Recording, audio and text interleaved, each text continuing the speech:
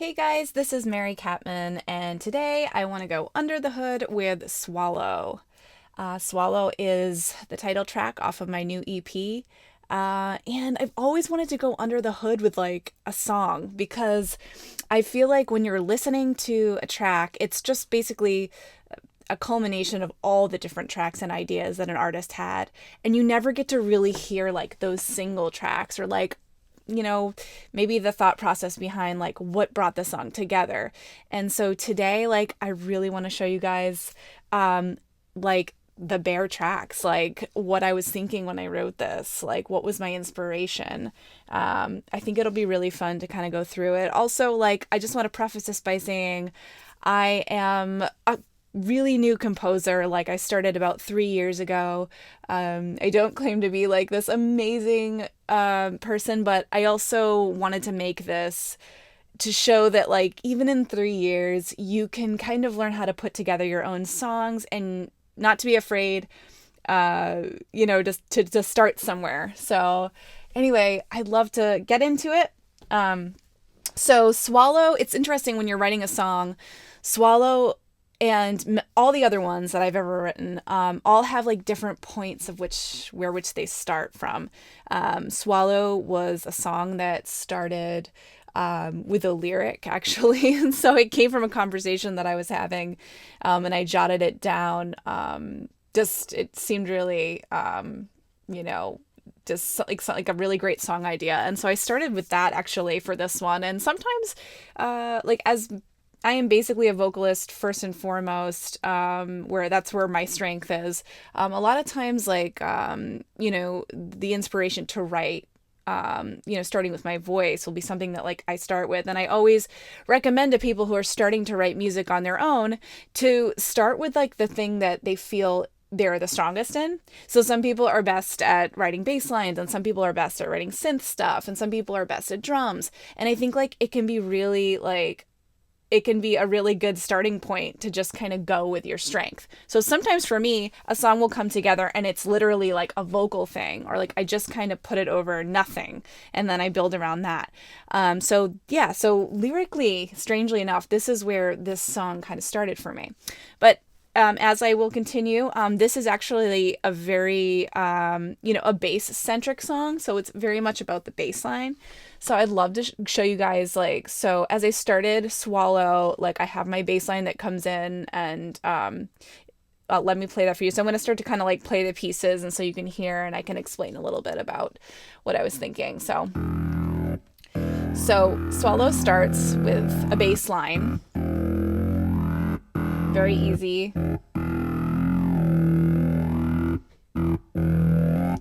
So that was my bass line that I started with. And as you can see down here in the piano roll, I think another thing that's really, really cool about bass lines and starting with those is you can actually sit down with your MIDI keyboard. You can pick a cool sound that you like and just like mess around with it. Like, see like what combinations sound good, loop them, like see if it builds some other ideas. Like, so basically this was my bass line. This is what I wanted. It wasn't the original sound that I used, but it was something that like, I was like, okay, this is going to groove, right? This is going to be cool. Okay. And then another thing. So as you build into the song, so we build from this point.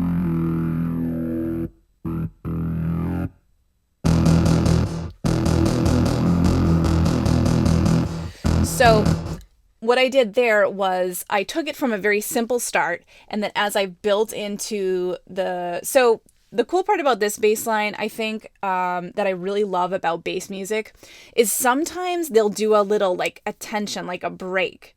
So the cool thing about Swallow is that, like, you have that and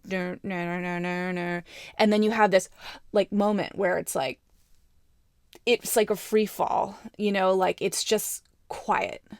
And then like, and I just love that about bass music so much.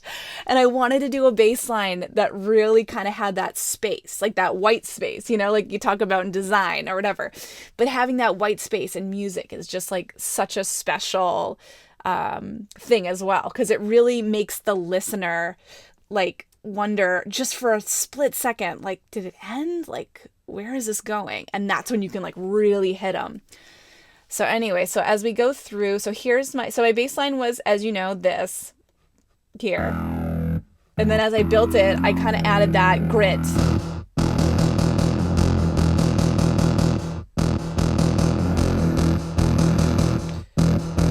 Right? So then like there you go. So you've got that going on.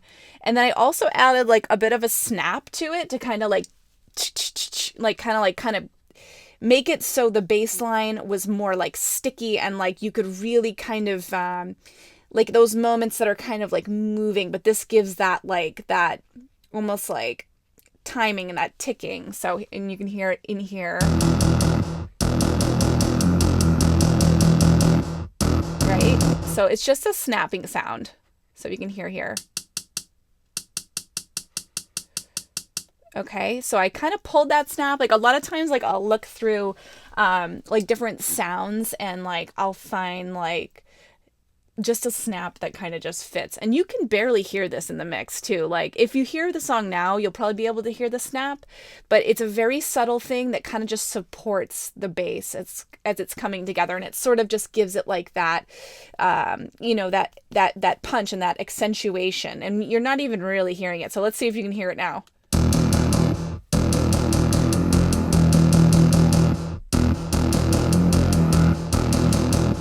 Cool. All right, so that was my bass line when I started. So the vocals, like I love to talk about that. So the vocals come right in. And here they are. So like when you put that vocal in, I love that idea of like you have that very, very subtle bass sound at the beginning, right? And then as it builds, you get that break, and then all of a sudden there's the voice. It's right up front. It's just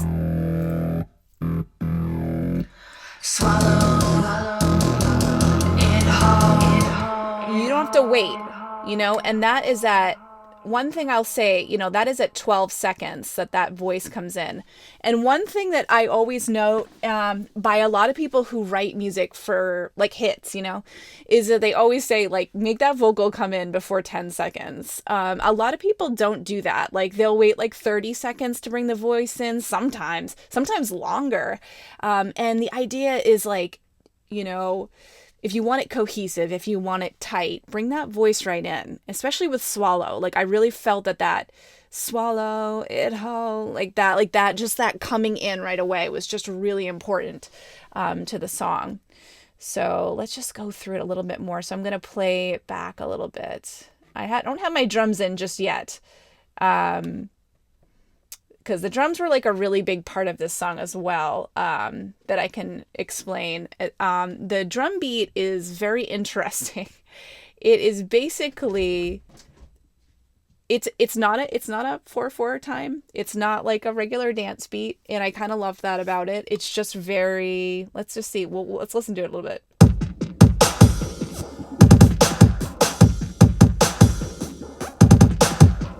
So we have my kicks. Oh, my snares, I'm sorry. So those are my little snares. I got a couple like that are layered over one another, just to give a little bit of a difference in one thing I'll say about drums is if you're starting to write drums are probably the most difficult thing for me. I love different drum beats. I love creative drum beats, but those are like kind of like the most difficult parts for me because the transitions are always difficult for me because I'm not really like a drummer of any sort. I do love percussion. Sometimes I'll just listen to other songs with drums and I'll get ideas as to like how I can transition in and out of certain parts of songs because that percussive transition is so important. I love not run-of-the-mill drums. Like I don't really love like boom, boom, boom. I do it because it's good for DJs. I know you guys love it, but for me, it's so much fun to play with sound. Let's just listen to my drums for a second. So let's just open this up completely. So I've got let's hear them. Okay.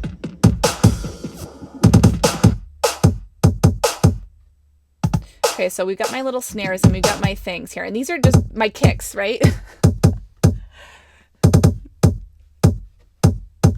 So that was something I just played around with. I was just like, let's play with that kick. Let's just go into the MIDI. Let's go into the MIDI. Let's see what we can do. Let's come up with something, you know,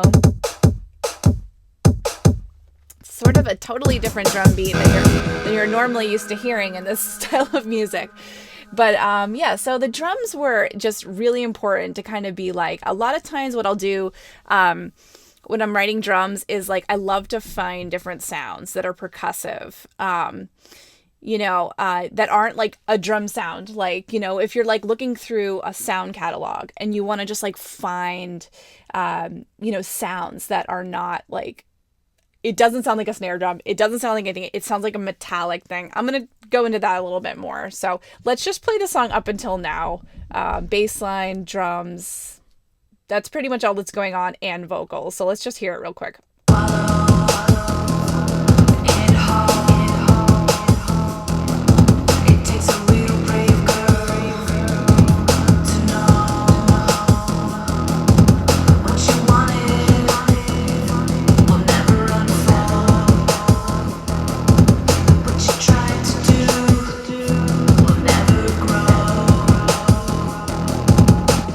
Okay, so there's our verse, okay? And the verse was basically just that bass line I showed you up here. And then as we come down here, you know, the drums are kind of like doing their thing too. But now as we come down to our pre-chorus, is what I would call a pre-chorus, we have like, I decided to kind of just ride with the swallow idea. Like I was like, I'll just do like, just swallow, you know what I mean? Like that. So I did it. Like, so I just like kept that. So it's nothing really that vocally like, you know, outrageous or intense yet. I really wanted to save that intensity for the chorus. So you can hear the vocal here, you know. Just swallow. Just swallow. Right, just swallow. So that was that. Also, as I moved into the pre-chorus, you're going to notice, like, there's two more elements that come in. You're going to hear that all of a sudden my hi-hat comes in. So here he is. He's right here.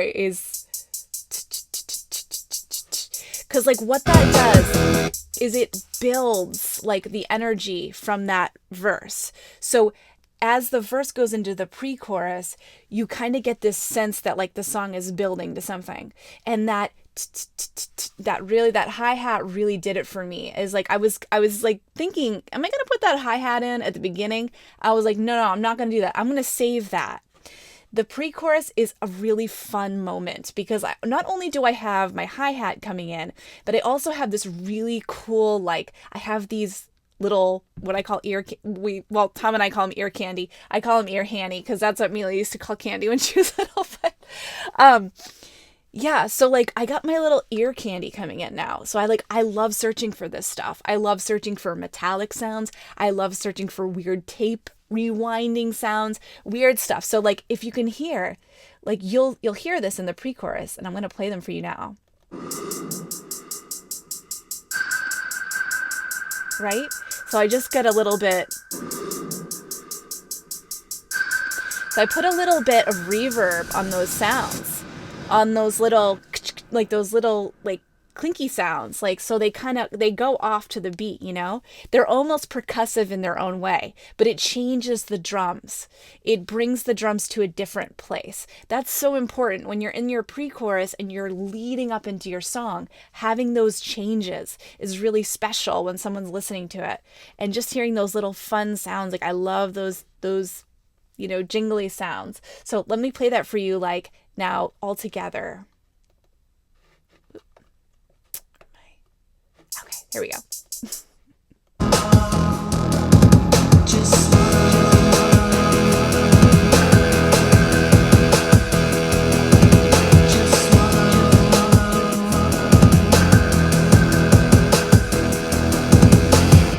All right, so that was cool. But another thing we added to that part, the pre-chorus, was this synth line, which there has so far been no like synthy parts. So the first part, so I also added that to give it another level of intensity.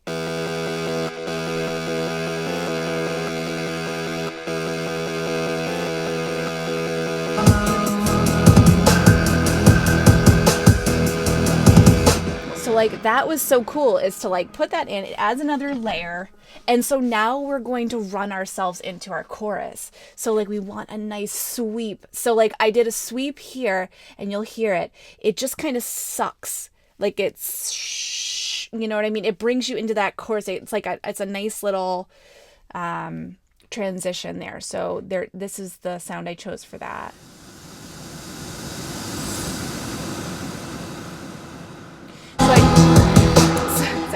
So I took the original and then I reversed it on the other end too. So like it kind of gives a rise and a fall sound. It's very subtle, but it does add to the intensity and that build into the chorus. So let's listen to that again.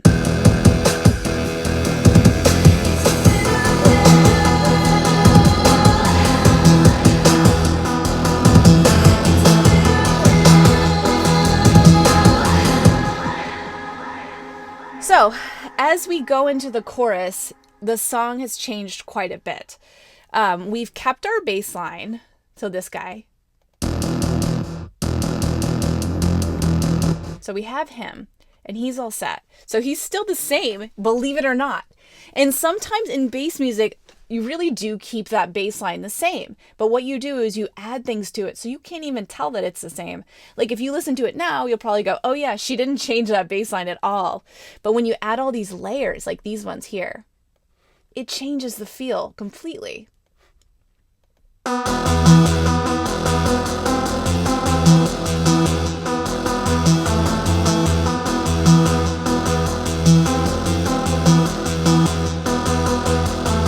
Now, when I wrote this part here, I wanted it to kind of like that, that like whole thing sort of does, it kind of divides again. It gives it a different rhythmic element. I wanted the rhythms to change in this song from the beginning to the pre-chorus to the chorus. So I really wanted that, like, I wanted to evolve the rhythm. I wanted to pick out rhythms that weren't being highlighted and then highlight them in different parts of the song. So like you can even hear these guys on their own.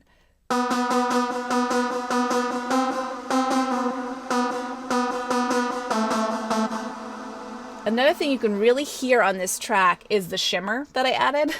A lot of times when you're putting in a synth part and you're putting in, I always feel like sometimes it does help to put a little bit of that shimmer on it, a little bit of give it that space that it almost kind of bleeds into the other parts as well and doesn't stick out so much, because this sound is very, very powerful.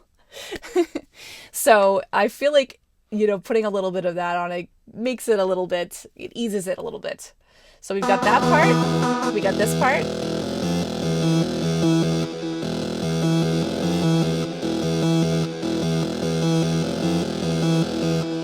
And then we've got this part here.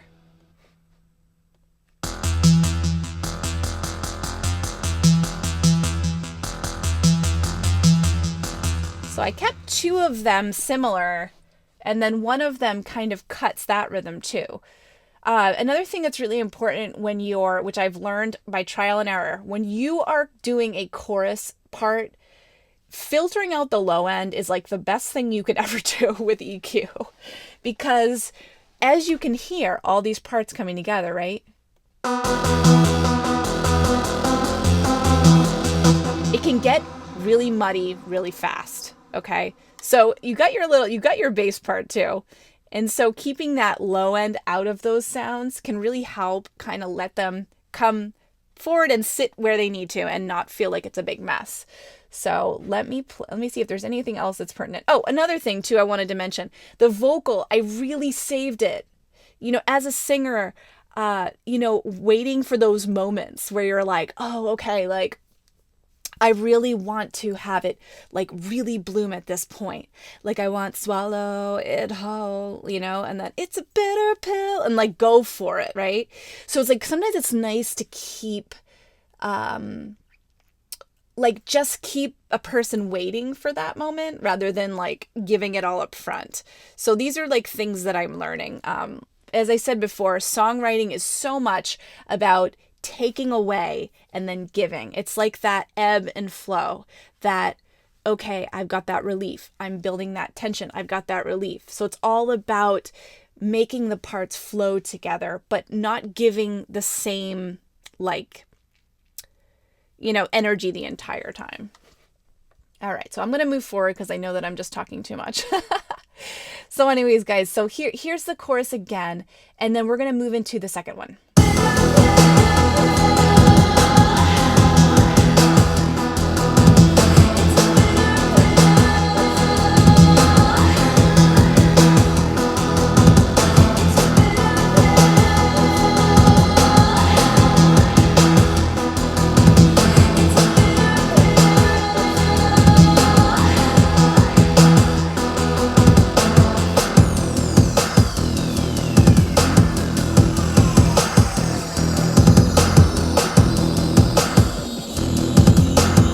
As you heard, like, then we come off of that with a transition sound. So I picked this one here. I just thought it kind of like fit, right? So that kind of gets us off that. That kind of gets us out of the chorus. Now we're out. So like we're going back to square one again, right? But we're not totally going back to square one, because as we start our second verse, we're going to add a little bit of more tension with another synth layer when the vocals come in. So you're not really going back to square one. You're not going back to this, right? You're not going back to that. You're going back to the more meatier version of that bass line, but now you're going to add your synth part as well. So here we go. Let's move into that.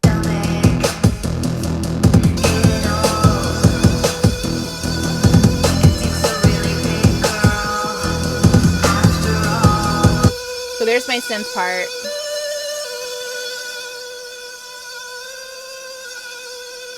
I just kind of played with that. I kind of wanted something like almost spindly sounding, but like almost like a little bit like, you know what I mean? It's a very kind of seductive song. I almost wanted like that legato, like I just, I'm writing off this bass line, but I'm kind of like finding the notes in between. So that was my second part of the verse, is just to get that in the second verse, get that extra energy. So let's go back to listening.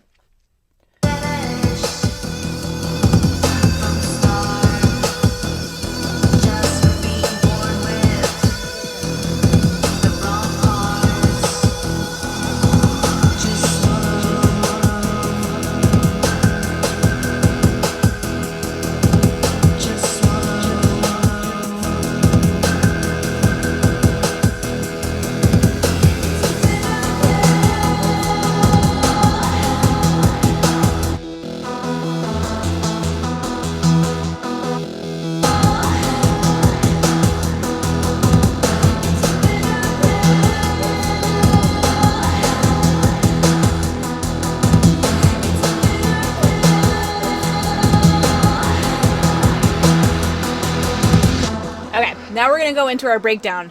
This was the most fun part for me.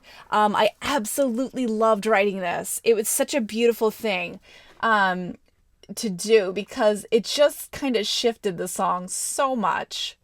Now we have a nice little down lifter here, and it's going to kind of like, it sort of makes it sound like almost, I can't even explain. I don't really know the song. Like, I don't know the feeling. I'm going to play it for you. Maybe you guys can tell me what you think this sounds like. But I almost feel like it brings in this sort of, I don't know, like down-tempo feeling, even though the drums haven't really, it's even more down-tempo. Like, it's really just this kind of cool way of changing, yet again, that percussive element or that groove a little bit. When you just take that bass out, all of a sudden you're taking out that sort of syncopation in that way, and you're really feeling like that come down from the energy of the song. So if you just listen.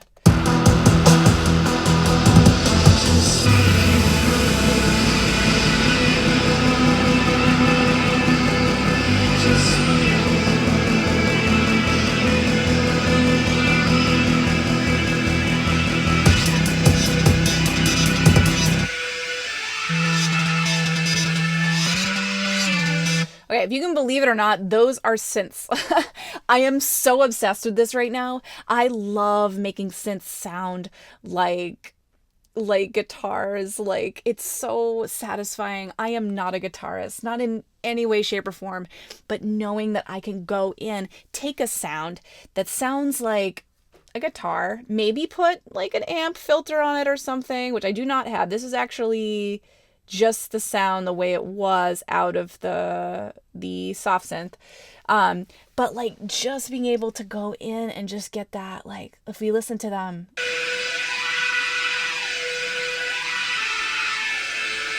You know, let's get that,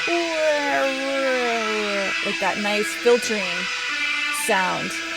And then you have that element. That's another like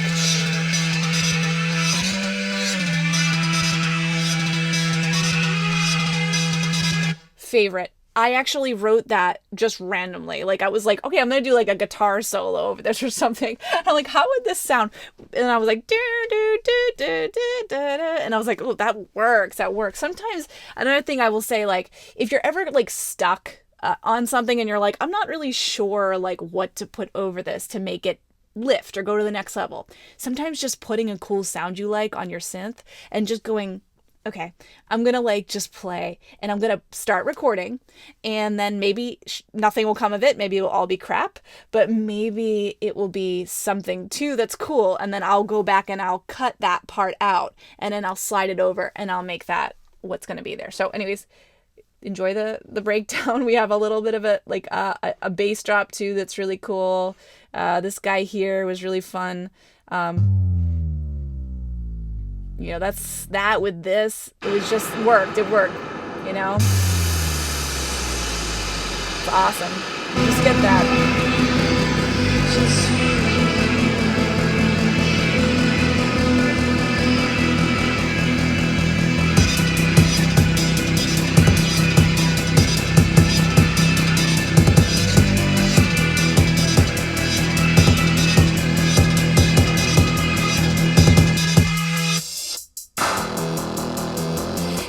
That's my favorite right there. I really wanted it to snap because like it's such a sexy song, and I just feel like that little like psh, like that's just hot as hell to me. I love that.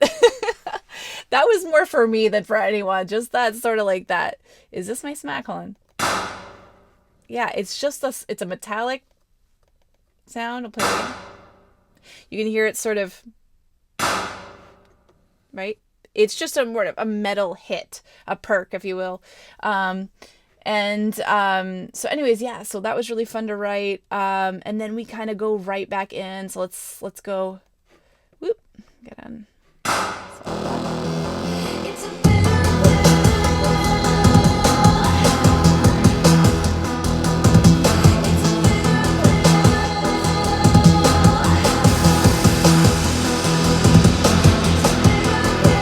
Then I use my downlifter again to sort of give that like different sound to the chorus as we come out of the song, right?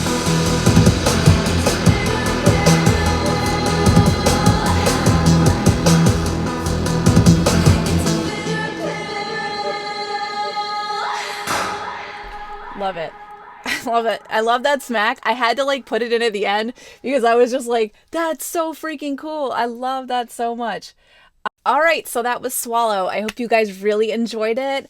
Let me know if you want me to do another one. I would love to do You Can Show Yourself Out, or I would love to do Fever Shakes, or any other song that I've written. I'd love to talk about the process that I go through, and it's just really fun. So I'm glad you guys came along for that, and yeah, catch you later.